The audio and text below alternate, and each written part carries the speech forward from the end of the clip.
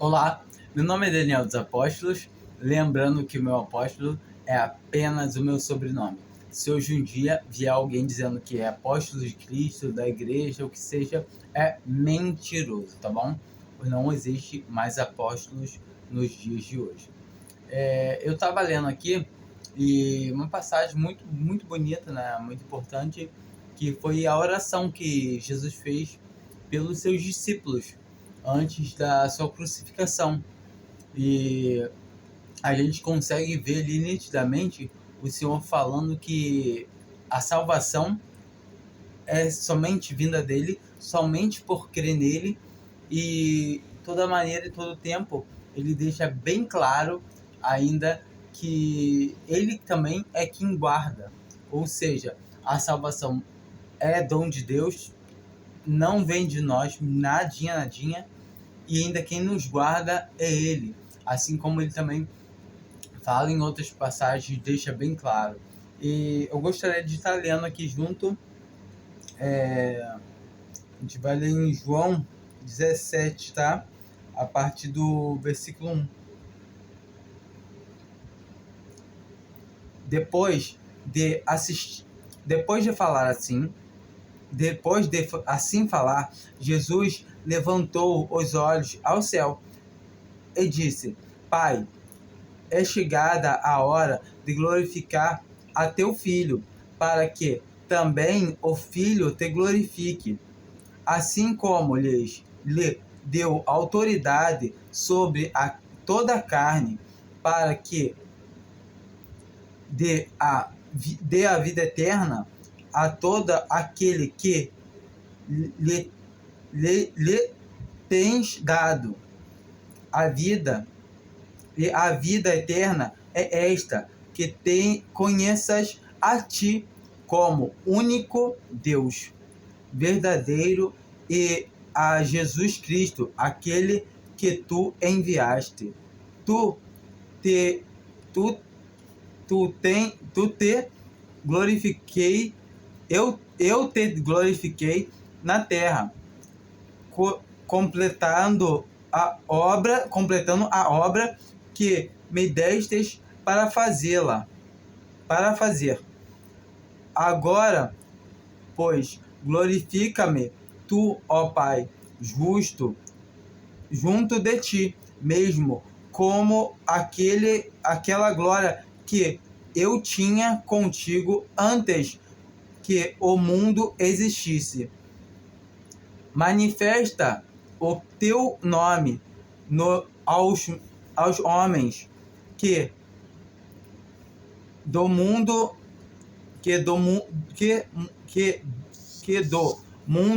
me estás destes era tu, e tu mos destes e guardarão a tua palavra. Agora sabem que tu, quando me destes, aprove de ti, porque eu lhes dei a palavra que tu me deste, e eles a receberam, e verdadeiramente conheceram que saí de ti, e creram que tu me enviaste. Eu rogo por eles, e não rogo pelo mundo, mas por eles que me tens dado, porque são teus. Todas as coisas todas as minhas coisas são tuas, e as tuas coisas são minhas, e neles são glorificados. Eu não estou mais no mundo, mas eles estão no mundo, e eu vou para ti. Pai Santo, guarda-os no teu nome, o qual me deste, para que eles sejam um, assim como nós enquanto eu estava com eles, eu os guardava no teu nome que me deste, e os conservei, e nenhum deles se perdeu, senão o filho da perdição, para que se cumprisse a Escritura. Mas agora vos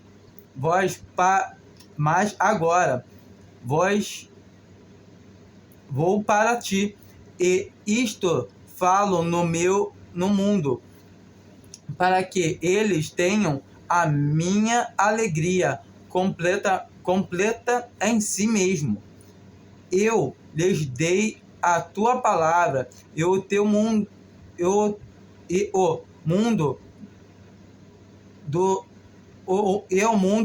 odiou, porque não são do mundo, assim como eu não sou do mundo. Não rogo que os tire do mundo, mas que os guardes do maligno. Eles não são do mundo, assim como eu não sou do mundo. Santifica-os. Na verdade, a tua palavra é a verdade. Assim como tu me enviaste ao mundo, também eu os enviei ao mundo. E por eles eu me santifico, para que também eles sejam santificados na verdade. E rogo não somente por eles, mas também por aqueles que pela sua palavra hão de crer em mim, para que todos sejam um, assim como tu, ó Pai, és em mim e eu em ti, que também eles sejam um em nós, para que o mundo creia que tu me enviaste. E eu lhes dei a glória a glória que a mim me deste, para que sejam um, como nós somos um. Eu neles e tu em mim, para que eles sejam perfeitos em unidade, a fim de que o mundo conheça que tu me enviaste e que os amaste, e eles, assim como me amaste a mim. Pai, desejo que onde eu esteja comigo também eles que me tens dado, para verdes a minha glória, a qual me deste, pois que me amastes antes da fundação do mundo. Pai justo, o mundo não te conheceu, mas eu te conheço.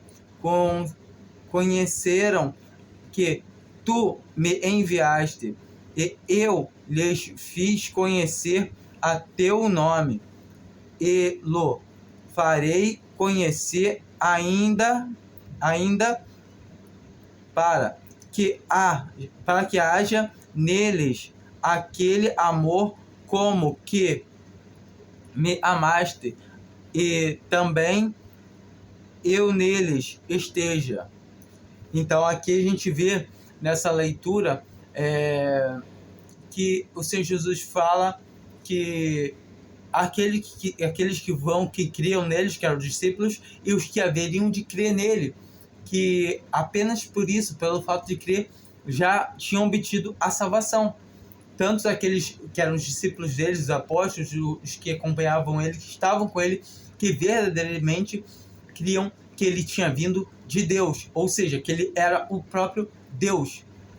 E assim, quando eles criam que Jesus ele era Deus, ele tinha vindo de Deus, Deus tinha enviado ele para morrer em seus pecados, eles receberam a salvação. E ele bota bem claro aqui que assim os que também haviam de crer, que somos nós que cremos em Jesus Cristo. E não é por obras, porque tem que ter obras. Não, é somente no crer. E ele deixa bem claro aqui que ele não perdeu nenhum, a não ser o filho da perdição, para que se cumprisse as escrituras. Ou seja, vão ter muitos que vão se apostatar da fé, vão ter muitos que vão se retirar, vão ter muitos que vão se perder, vão perder a salvação. Mas como assim? Então, tem uma parte que fala que ele não vai perder nenhum, mas tem uma parte que ele vai perder outra? Sim, vai perder. Perder os que eles nunca teve, os que eram destinados para isso. Como ele também fala assim, que ele não perdeu nenhum, a não ser o filho da perdição. O filho da perdição é aquele que nunca reconheceu Jesus como Deus. Entende? Que Judas é um exemplo muito claro desses, né, que existem, que acham que tem que se esforçar, que tem que fazer alguma coisa. Eles acham que a obra tem que ser feita para haver salvação.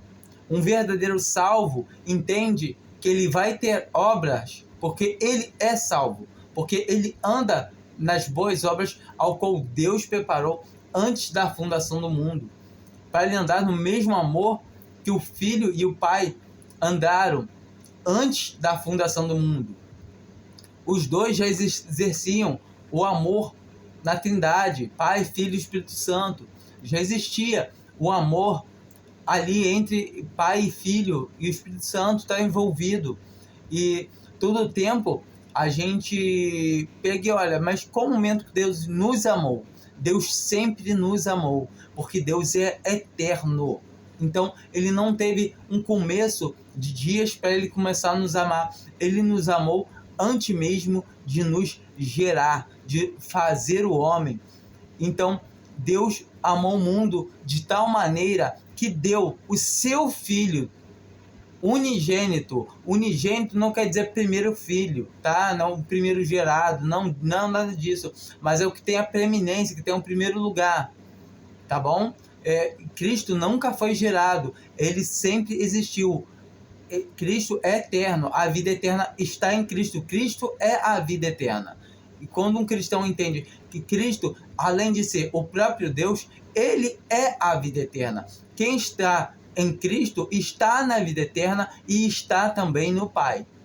Então, automaticamente, quando a gente entende realmente, Deus nos faz conhecer a sua palavra, a gente entende que a salvação não vem de nós nada, nem o querer, nem o fazer, nada. Porque é Deus que age conforme a sua vontade. Eu tirei aqui umas passagens para a gente poder estar lendo.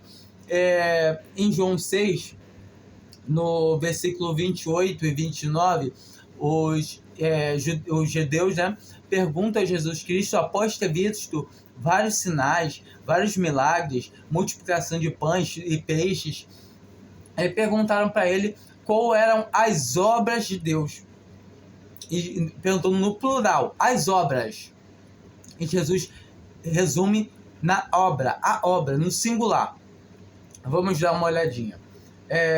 João 6, a partir do 28 e versículo 28 e 29.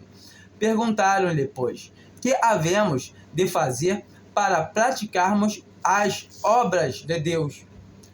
Jesus lhes respondeu, a obra de Deus é esta, que creias naquele que ele enviou. Então, está bem claro, a obra de Deus é que creias naquele que ele enviou. Eu vou aproveitar para ler aqui também João 6 também, continuando. Eu vou pegar aqui a partir do versículo 36, aliás. Mas como já vos disse, vós me tendes visto e contudo não credes.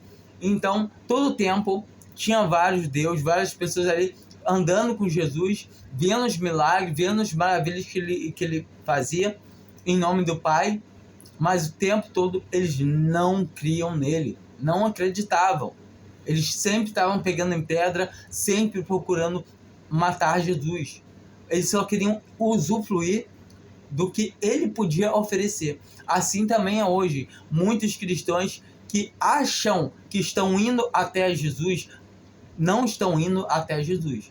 Só vai até Jesus quem for ensinado pelo Pai, como a gente vai ver na continuação aqui dos nossos versículos. Mas todo o tempo eles não criam em Jesus Cristo. Todo o que o Pai me dá virá a mim, e o que vem a mim, de maneira nenhuma o lançarei fora. Então nós vemos aqui que todo o que o Pai dá vai a ele, e o que vai a ele, de modo nenhum ele o lançará fora. Porque eu desci do céu não para fazer a minha vontade, mas a vontade daquele que me enviou. Então Jesus não veio fazer a vontade dele, veio fazer a vontade do Pai. E qual é a vontade do Pai? E a vontade do Pai que me enviou é esta, que eu não perca nenhum de todos aqueles que me deu, mas que eu o ressuscite no último dia.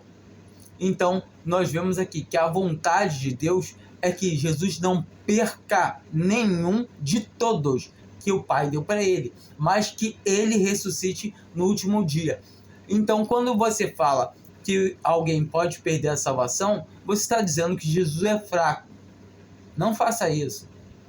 É muito feio você falar assim, não tem a salvação, mas pode perder.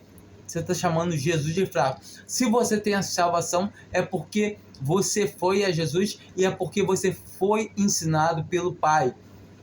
E não há mais possibilidade de perder, a não ser que você seja igual Judas, os outros judeus que andavam ao lado de Jesus Cristo, viam as maravilhas e mesmo assim não criam.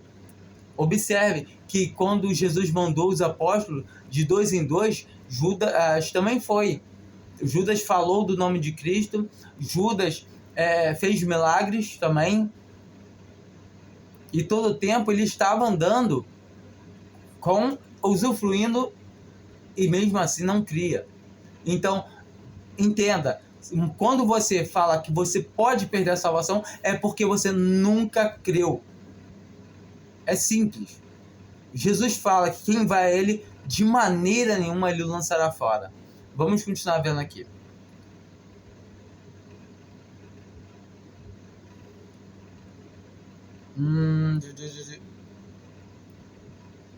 Aqui. Vamos começar a ler agora do versículo 44, tá? De João 6. Ninguém pode vir a mim se é o Pai que me enviou não o trouxer. Ou seja, ninguém pode ir a Jesus se o Pai que enviou Jesus não o trouxer. Ou seja, isso já deixa bem claro que se você realmente está indo a Jesus como sendo Deus, como sendo aquele que se entregou por você, você não pode perder a salvação. Ninguém pode vir a mim se o Pai que me enviou não o trouxer, e eu o ressuscitarei no último dia. Está escrito nos profetas, e serão todos ensinados por Deus. Portanto, todo aquele que do Pai ouviu e aprendeu, vem a mim. Não que alguém tenha visto o Pai, senão aquele que é vindo de Deus. Só ele tem visto o Pai. Então, se você é vindo de Deus, você tem visto o Pai. Mas como assim é vindo de Deus? Como é que se vem de Deus? É um nascer de novo? É um nascimento como? Necessário vos é nascer de novo, assim como Jesus falou com Nicodemos. Necessário vos é nascer de novo. Não é o batismo aqui, tá bom? Aqui é um nascimento de cima, que concorda com Efésios 8, versículo 8. Pela graça sois salvos, pela misericórdia de Deus somos salvos, por meio da fé. Que fé? A que não vem de nós, a que é dom de Deus. Entendeu? Então, gente, quando Deus nos injeta a sua vida, que é o único jeito, a única possibilidade que existe para o homem passar a crer, aí sim, nós vamos crer, porque nós recebemos a vida que vem de Deus. Esse é o novo nascimento, é o nascer de cima, nascido da palavra de Deus, da água, da palavra de Deus. A água é a palavra de Deus, porque verdadeiramente Jesus é comida e Jesus Cristo é bebida. É a palavra, é o verbo que se fez carne.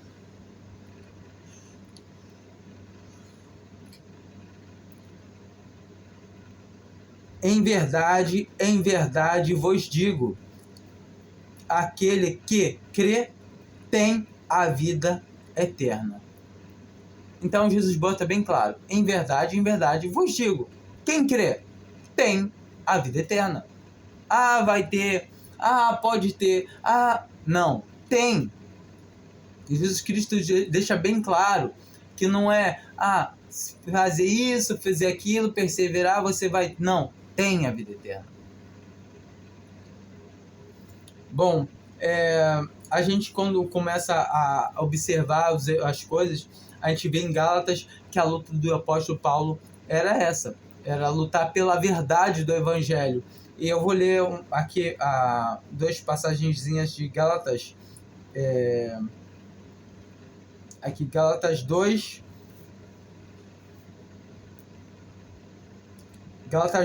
versículo 21.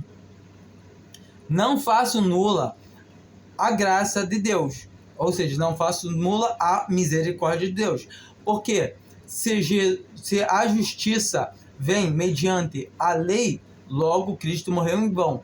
Ou seja, se a justiça vem da lei, logo Cristo morreu em vão. Ou seja, se a justiça vem do que você fez, do que você faz, do que você tem que fazer, então logo Cristo morreu em vão. Você está falando que Cristo morreu, mas não precisava morrer. É isso que você está dizendo. Que as suas obras são aquilo que te conduzem à salvação. Não somente o sangue de Cristo, não somente a sua morte em nossos lugares.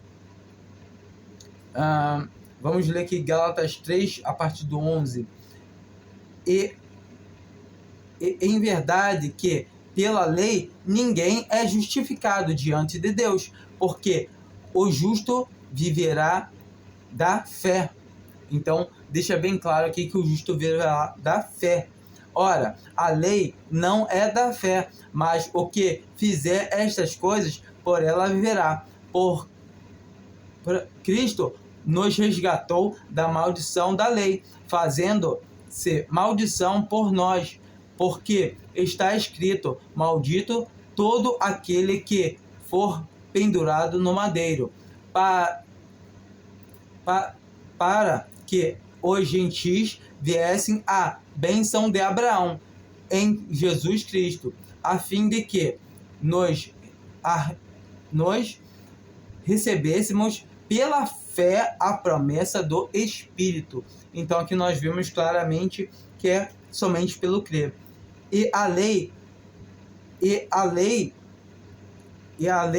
então, contra as promessas de Deus, de modo nenhum, porque se fosse dada uma lei que pudesse vivificar a justiça da verdade, teria sido pela lei, mas a Escritura encerrou tudo debaixo do pecado, para que a promessa pela fé em Jesus Cristo fosse dada aos crentes. Então aqui nós vemos que é somente pela fé, ou seja, é pela fé.